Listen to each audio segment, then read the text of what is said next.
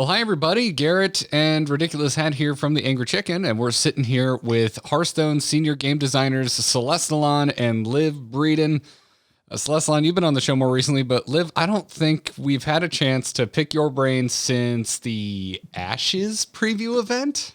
Me? I mean, I was on the last one, I thought we talked in Barons for a little bit. Oh, you're right. We did. Yeah. I forgot. Did you forget an entire year?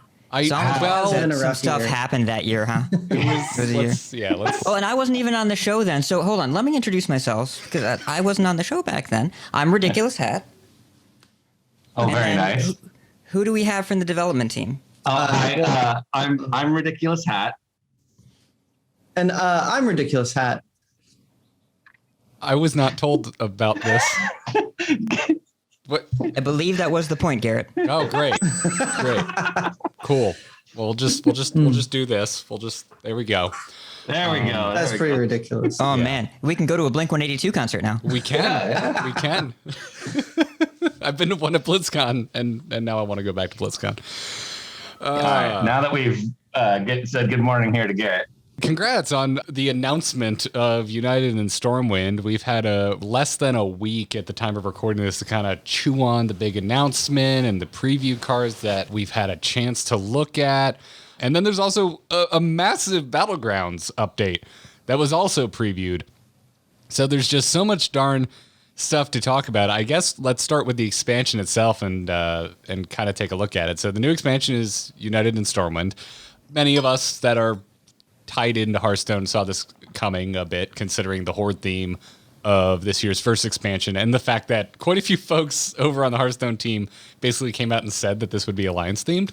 You know, not to get too far ahead, we're super stoked for Stormwind, but any hints of what's next? Is Hearthstone going to get a third faction before World of Warcraft? I mean, you never know. Forsaken is my favorite race in World of Warcraft, and Tauren is a close second. So Undead Cows sounds really fun to me. I think it's really funny looking at the community and seeing how they're reacting to the Alliance set. And some of them are super psyched. And I love the people in the teaser who were like, they did such a bad job of hiding it. It's like, we weren't trying to hide it. Like, I think it's really important that we set expectations where people want them, right? I think if we did a Horde set and then we didn't do an Alliance set, that would actually be kind of a letdown. We have to show both sides in this this conflict, really. I mean, unless you really, really wanted to play to the hashtag Horde bias. Yeah, there is that. Yeah, of course, because I am Horde, so, you know. I'll take the Alliance side. I will rep the Alliance all day. Sounds good. So the whole, I'm assuming the whole year is going to be semi-themed. Or are we going to have a Year of the Griffin is one cohesive storyline that we get to follow. The stories focused on these 10 mercenary characters. But yeah, we started with Horde side of things, and now the Alliance side of things. Who knows what'll happen in the third set? It could be Horde and Alliance. I don't know. It could be. Could be. It could be. Yeah, it could be anything. That wasn't a question, by the way. I wouldn't. I think the one thing that we can say for sure, though, is that our mercenaries are going to level up even further. So seeing them at level 60, the max level for Classic WoW, is a really exciting thing. I bet they're gonna have some sweet armor. Oh yeah, Classic. Yeah. You'll recognize the stuff for sure. Well, we already know they're gonna have some really sweet mounts. They are. Yeah, that's happening soon here in United and Stormwind. Yeah, that was a big exciting point in your leveling career as a character in World of Warcraft. So we really wanted to represent that here. Like, you get to Stormwind and get to your mount training and get a mount. And in some cases, we get to see the baby Elec that Zyrilla found in the Barrens that now has grown up a little bit. It's also really cool. Yeah, quite a big Elec. But I think one of the things that's really exciting is we get to look at the story characters where we follow the 10 mercenaries, but it's also the player stories as well, where trying to get the mount. So farming for that gold, either trading or dancing on a mailbox or learning a profession. There's all of those stories that players experience that we really wanted to deliver on as well. I get to learn what a mailbox dancer was this past week. It's WoW player lore is a very fascinating thing. I was told that there's going to be a very exciting moment when we see the Stormwind dance studio. I don't know what that means, but I was told it was going to be very exciting. Yes. So, and what's interesting is that you're calling back to classic WoW, but also a lot of what this year seems to be about is also bringing Hearthstone back to its roots. I think Ben Lee said that during BlizzCon Line, and a lot of the way that Standard feels this year is very much these classic Hearthstone archetypes where, you know, you've got your face hunters and you've got your priests making the game go forever. And, you know, and we're not going to have priest questions. It's just an example. But was that kind of an intentional design of bringing Hearthstone back, toning down the power and generation a little bit and making it more of that classic evocative experience? I think for sure in this first set, I mean, like we reevaluated the basis of Hearthstone with the core set and with the introduction of spell schools. It feels like we just kind of like built a new foundation for us to build more pieces off of. So it really like leaning into like player fantasies of being a frost mage in the first set and then a fire mage in the second set, of course. So we're going to like see those archetypes that you remember as players. And I think I mean, like, as far as like being a face hunter, I think it's important that we always have a face hunter. But is that the Lich King of Hearthstone? Yeah, there must always be a face hunter. Yeah. For sure. So some of it was conscious and some of it is just like these are archetypes and player fantasies that we wanted to deliver on. That's rad. Well, I wanted to also kind of pick your brain about the new keyword, because that was exciting whenever we get a new one. So the new one's tradable, and for anyone listening that doesn't remember, means we can swap tradable cards with a random card in our deck for the cost of 1 mana, if tradable is on that card. In the past, it certainly has seemed to us that like many keywords seem to come from 1 or 2 past cards that had a similar effect, but didn't have a keyword associated with it. But tradable seems completely new. Where did the idea for this design come from? Yeah, and you're right that in a lot of cases we do look back at previous designs and say like, hey, what are some designs we've done before that we could do a bunch more cards like that and it'd be fun, and it would like we could build interactions around that. That's how we get some of our keywords. But tradable is completely different. The goal for tradable was to really sell the fantasy here of like, this is a big city. This isn't these harsh wilderness where you have to constantly fight to survive. This is like day-to-day hustle and bustle of the city, which is something very unusual for us for a Hearthstone set. And so we experimented with all sorts of trading, auctioning, buying and selling sort of mechanics, and found this mechanic that we found really fun. It's a mechanic that it wasn't necessarily a mechanic that got released to the public, but I think it was when we tried back in, I believe it was Old Doom. But it was this, like, you play a card and then they'd have like a choose one moment come up and you can either play it normally or you can shuffle it back into your deck. And we thought it was a cool idea, but it was kind of clunky and we couldn't quite figure out how to make the UI experience work. But revisiting it again in Stormwind, like we're like, well, what if we could prototype this real quick and see what it feels like to drag it to your deck? And it just feels so good that it just stuck. Like as soon as we got that moment of, okay, this is the user experience of dragging the card from your hand to your deck, and that just feels so natural, or I can drag it out to play it. It removed all of those questions of like, how does this work? And it became such a fun keyword. I think that's actually like really exciting about this set is we've got a couple mechanics that were from previous expansions that we didn't quite get right. And then we try them again, and we iterate on them. And it's not even that we find the right solution in one set, but we find it like several sets later. So in Barons, we were playing around with Mercenaries being these like sidekick characters where they'd be like this second entity on the board, and they have their own hero power and your opponent could attack them and stuff like that. And I think one of the coolest things about that is the idea of a second hero power. And so for profession tools, that's kind of where we started is what if you played these weapons and they acted like as a second hero power and you could click and drag and like do things with them. So like a targeted ability, it's like I've got the, I guess blasting rod would be like not a profession tool, but we started in the space of like, I can just drag from my weapon and deal damage instead. And as that evolved, it's like, well, how does this work with Demon Hunter? Because they can just like gain an attack. Do I drag from my hero? Do I drag from the weapon? Because apparently players do different things. Some drag from the hero when they attack, and some people drag from their weapon. I'm curious. That blows my mind. Quick poll for you two. If you've got a weapon equipped, do you drag your hero or do you drag your weapon to attack? I have never once in my life even considered dragging from the weapon. I didn't know that worked. It does. That works? You're blowing my mind right now. I did not know that was an interaction. Everybody in the world is positive that their way to do it is the only way and has no clue that everyone else is the most weird person in their eyes. So that's of the... Do the weapon draggers not play Druid? Yes, that actually is a common correlation there.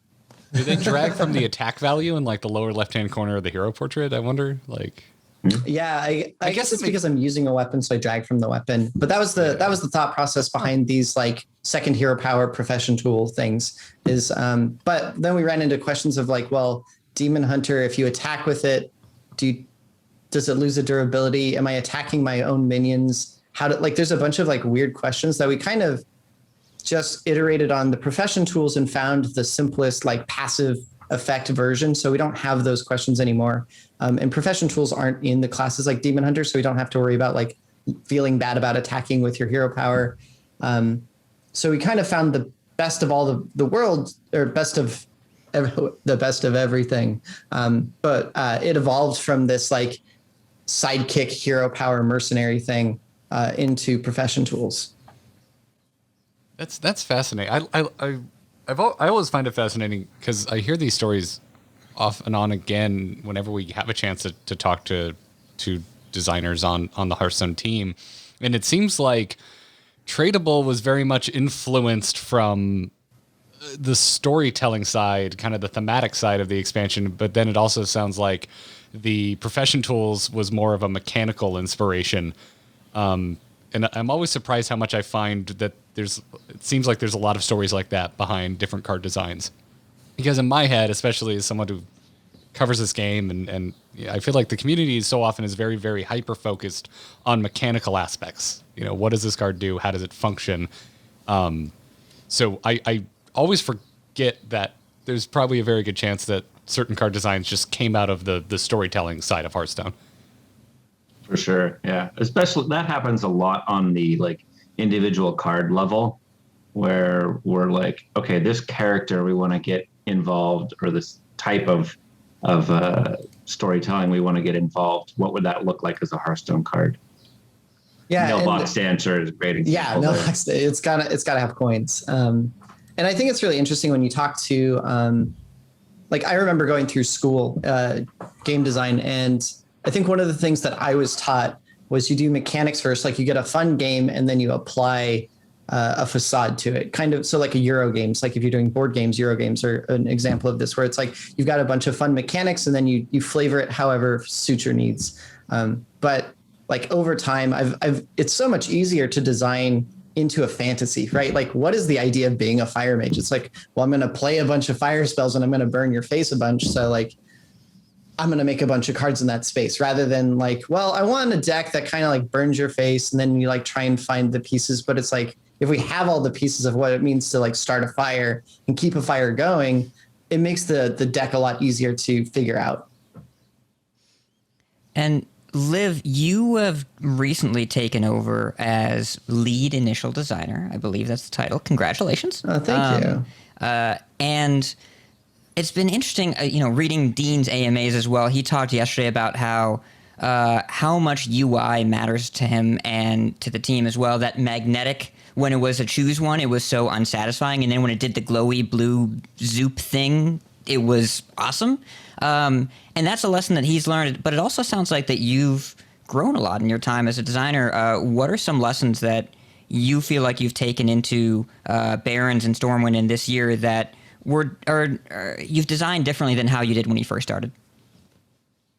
Yeah, I mean, it's different from a role perspective as well, but I think Hearthstone provides this unique experience that a lot of other games don't. And it's not to say one's better than the other, but designers on our Hearthstone team actually grow really quickly because we're putting out 135 cards, which is 135 ideas. And then those are just the ones we're shipping, right? So there's a huge amount of stuff that just goes in the dumpster. And we do this 3 times a year, not counting the mini sets. So our designers iterate and learn what works and what doesn't very quickly because we're shipping multiple games with lots and lots of content that work within a confined space. So there is that restriction.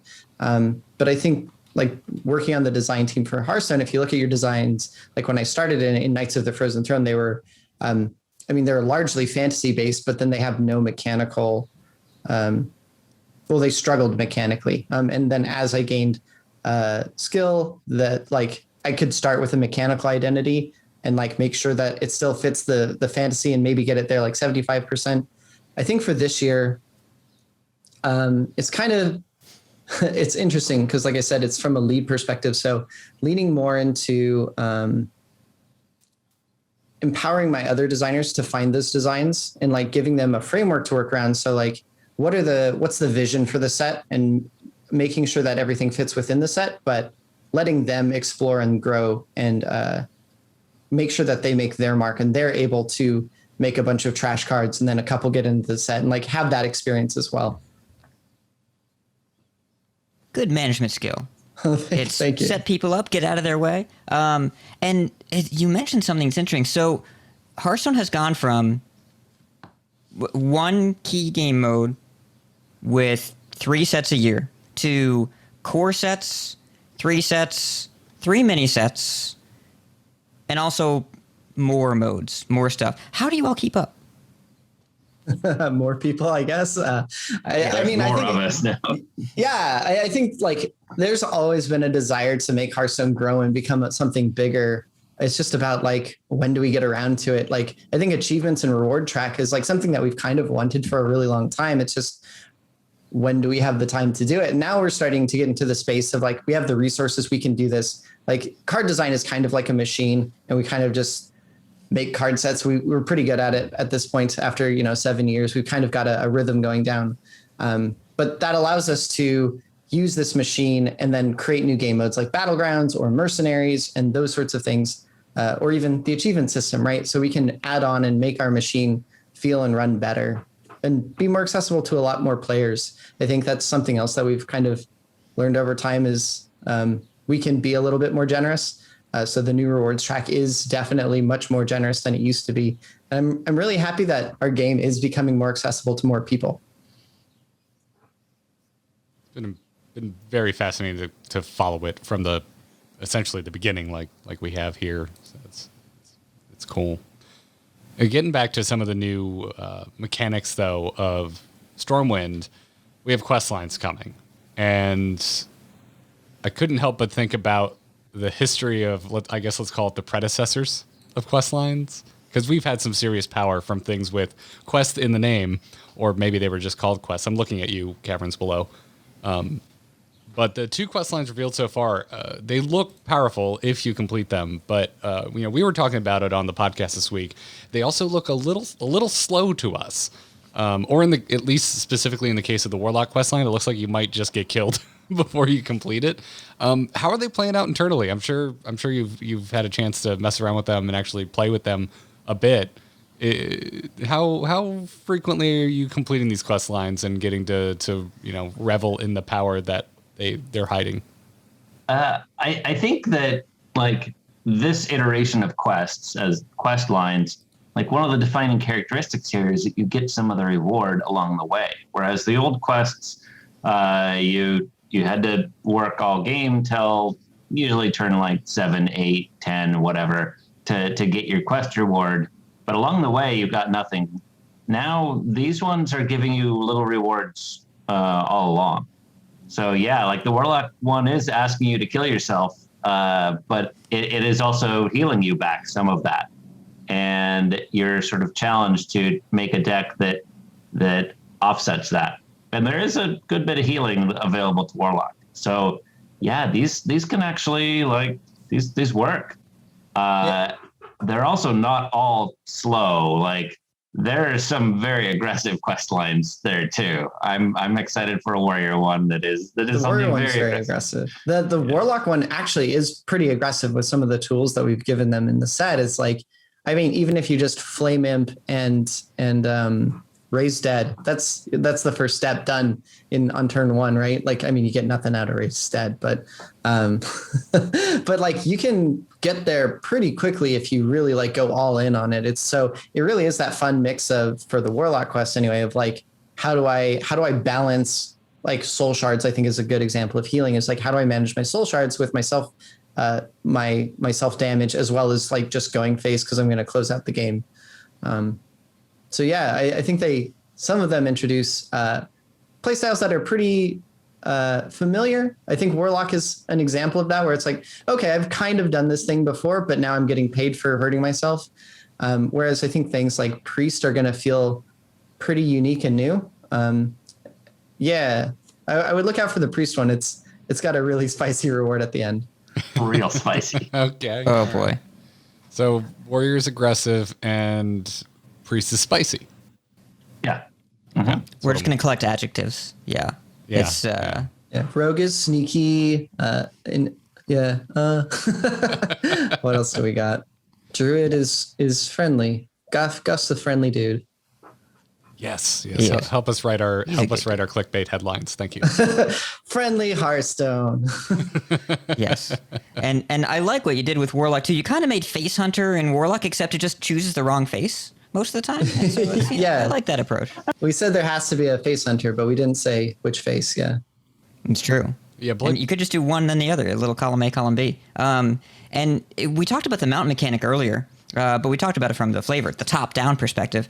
But from the mechanic-heavy perspective, this is a lot of minion-based stuff, and that seems to be where this year is going, because Barons was also definitely focused a lot more heavily on minion combat. The Year of the Dragon, especially through Year of the Phoenix, felt like there was a lot more focus on immediacy and immediate value from, your Galacrons and Dragon Queen Alexstrasza, or like, Demon Hunter for a billion attack and hit you and whatever. But now it seems to be a lot more focused on, let's develop some stuff, let's invest into the board, let's take some risks. Was that intentional in the mount mechanic, or is it just something that worked out and fit well in the flavor? It's a bit of both. I think there is I think when we first introduced Rush, it took us a little while to get used to like not putting Rush on everything, because it's so exciting to play my card and then I can immediately do something, and that just feels really good. I think like pulling back a little bit, we still have those cards. It's important that like Warrior has that Rush theme. But I think for mounts are like super exciting in that you get this cool interaction. I think Taunt is probably, it's like a super simple one with the Elec, but with the ramming mount, it's like, oh, this is an interaction that I get to do multiple times, or at least it creates an interesting puzzle for my opponent of like, how do I get rid of this without letting them get free damage on me? So it's got that immediate impact, kind of like how Rush works, but you also have the long-term effect that lasts multiple turns. I think once we get past the basic one with like the Taunt, we get to see what the new exciting versions of those are. So people are familiar with Spike Ridge Steed. So it's like, okay, let's introduce this again. So we'll have the basic one, but the rest will be pretty interesting as well. I definitely want to see what Scab's Robo Chicken does when I enchant something with that, when I play that. It's pretty... Scabs doesn't have one in the set because rogues aren't really good at buffing stuff. So that's not really in their pie. But the Warlock one, I think the Warlock one is probably one of my favorites. It's a return to an old favorite, really. Okay. Look at these teases. I'm getting very interested. Well, I'd be remiss if we didn't pick your brains a little bit about Battlegrounds before we wrap this up. Which means I want to hit you with the hardest hitting question of all time. Because Battlegrounds is finally getting cosmetics. We're getting variant bartenders, we're getting heroes. And this first round, there's very much a summer beachy vibe going on. How the hell does Ragnaros, is a being made of fire and magma, wear a Tiki shirt? How does that work? Well, he is he's a special guy. But like, there's a lot going on in Battlegrounds with the cosmetics, with minion changes. I don't know. Hey, Hat, how have you been liking Battlegrounds lately? Well, this latest patch is pretty fun. Do you all smell something burning, or is that on my end? Is there fire? Are you okay? Yeah, wait. Do you hear something? Who dares enjoy my tasty refreshments? Oh. Hey, buddy. I'm Ridiculous Hat. Who are you? Now you shall see the power of Ragnaros, Tiki Lord! Cool, man. Well, I'm glad it was just you and my house isn't burning down. But, it's really hot in here. I'm pretty thirsty. Do you have anything to drink? Taste the flames of the Sulfuron Slammer! That's delightful. Thank you very much. Will you be around to make me another one of these later? Grow big! The beach bar is always open, insect! Well, I appreciate that, but I think there's a fly on my drink. Where's my fly swatter? Grow big or grow legs, I always say! Okay, well, I can't find my fly swatter. Maybe I can use this book? It's pretty big. You're crushing them! Burn them to cinders! But, alright, well, I think I got it. What would you say to the fly, if you could? You're getting crushed, insect! Well, alright, I forget what I was saying. Back to the interview. It's hard to concentrate when you're yelling all the time. What do you mean you can't concentrate? Relax! Well, you should try relaxing too, man. Sometimes I get tired of yelling. Ha! Just kidding! Well, this was great, Rag. Thanks so much for being here. Before you burn down my apartment, do you have any wisdom for our listeners? Give a man a fire and he's warm for a day. Set a man on fire and he's warm for the rest of his life. Thanks, Rag.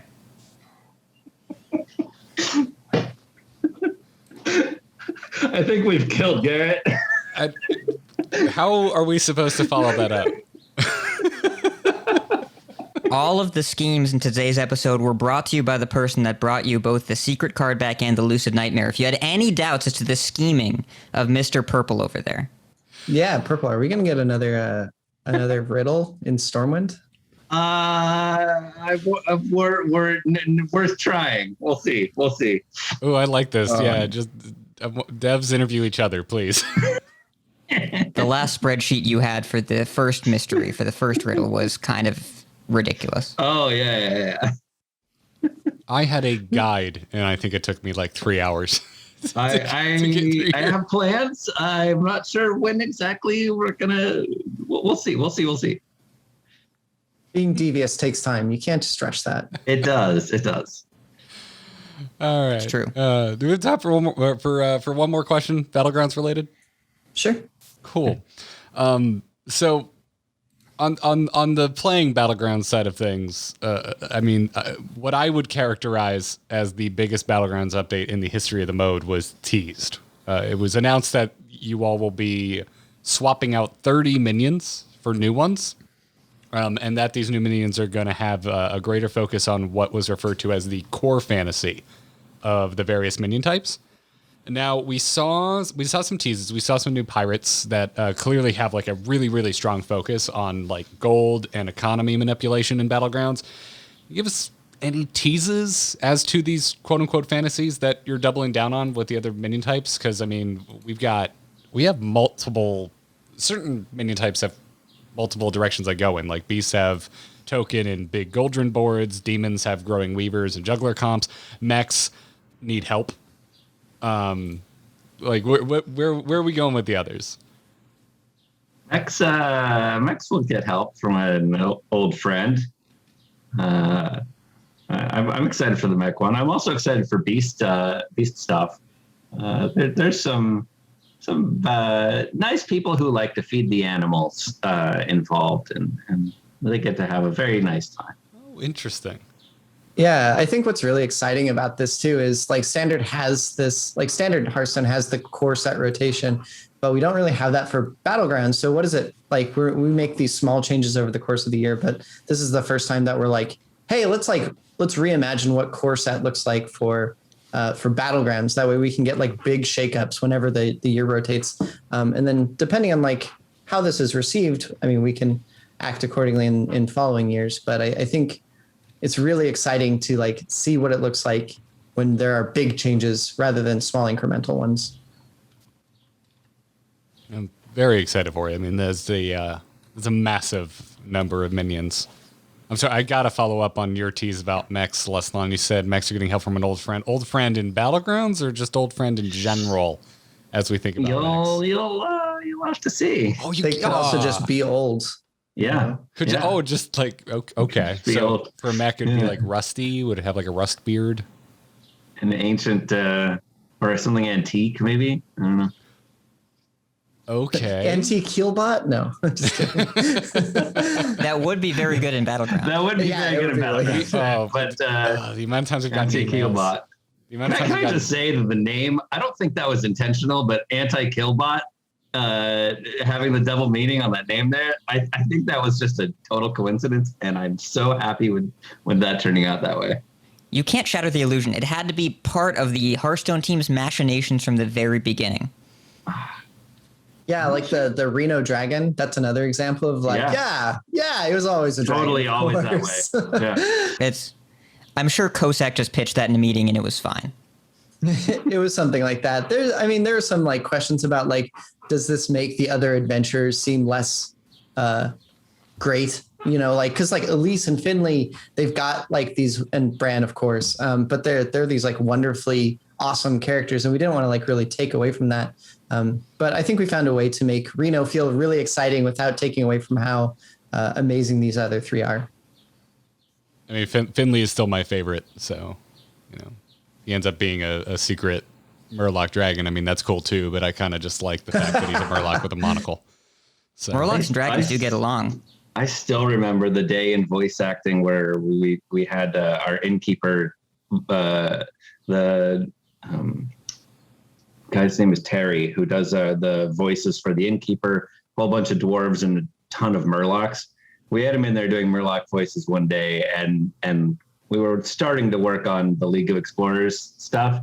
And I asked him if he could try doing some Murloc voices with a fine, upstanding English gentleman accent.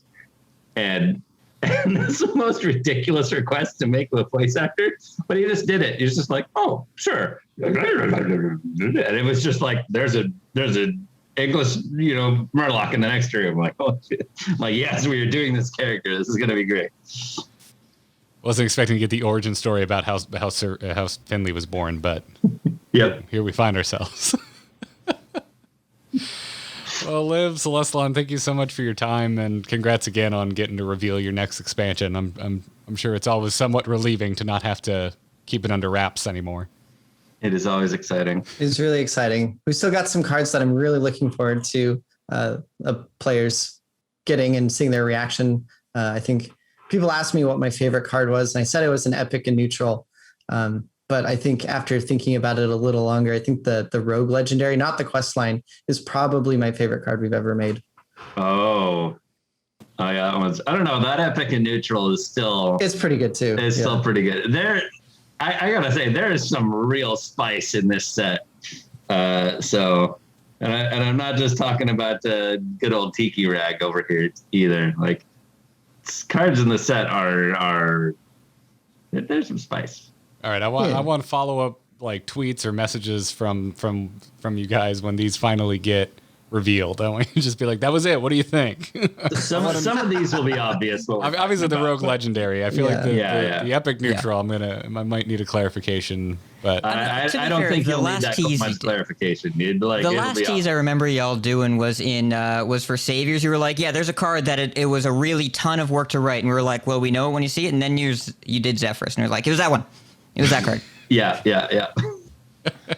Yeah, I don't think these ones aren't like necessarily a lot of work. I think they are just Well, the neutral legendary aside, but I think or not neutral legendary, neutral epic, but the rogue legendary is just, I think it pushes Hearthstone in a space that doesn't really get done a lot. And I think it's one of the fantasies of rogue. I don't know if it's necessarily a good card, but it's probably one of the coolest cards that we've made. Yeah, exactly. And that card has been around. Like we've had that in initial design for. Yeah, I try and put it in every set. I'm like, this time we're gonna get it. Yeah. I think it was first in Witchwood. Oh boy. Yeah, it might have been. Like I said, I've been trying to do it for a while, so it takes a while for some of these like real exciting cards to finally reach maturity. But yeah. I'm a rogue man. You're playing with my heartstrings right now. That's I don't know how much more are you? Are you Yeah. a rogue? I was about to say objection, leading the hat. With Yeah. your rogue comments. Yeah. Yeah, hat brings the rogue representation to the Anchor Chicken for sure. Well, We'll see about that. Well, yeah. we'll see about that. What do you mean by that? It sounds like a threat. I didn't think that was an externally controlled thing. Are you making rogue play more like paladin, or is that what I'm taking away from this? Because that'll get me to switch. Maybe. That'll get We'll me to see. switch. It would be very see. sneaky. It would. It would be extremely sneaky. You'll never suspect them. Yeah. Yeah, never. It's hard to stay stealth with a glowing divine shield, though. I feel like those are two things that We'll see. We'll see. that don't blend together well. But Silent Knight did that. That was all the way back in TGT. It was Stealth Divine Shield. Yeah. The sneaky We made- bubble. Did No we one we ever made got to another sneaky one of bubble. those in Boomsday too, didn't we? Sounds like something you would do. Yeah. I think the one we haven't done is the stealth rush, just because. Yeah. It's Why? yeah. It's basically a choose one. We did that as a choose one once, didn't we? Yeah. Yeah. Gotcha. I was about to say, because if you had that if it wasn't a choose one, it is a choose one. You get stealth or you get rush. You do have a choice. There is which player do you agency want? there. You get to have one of those two things. Yes. Yeah. Yes. Yeah, that's great. Well, thanks again for the teases, and we look forward to seeing everything get revealed. So we'll have to catch up in the future when everything's out of the bag. Absolutely. Thanks for having us. Thank you. It's been fun.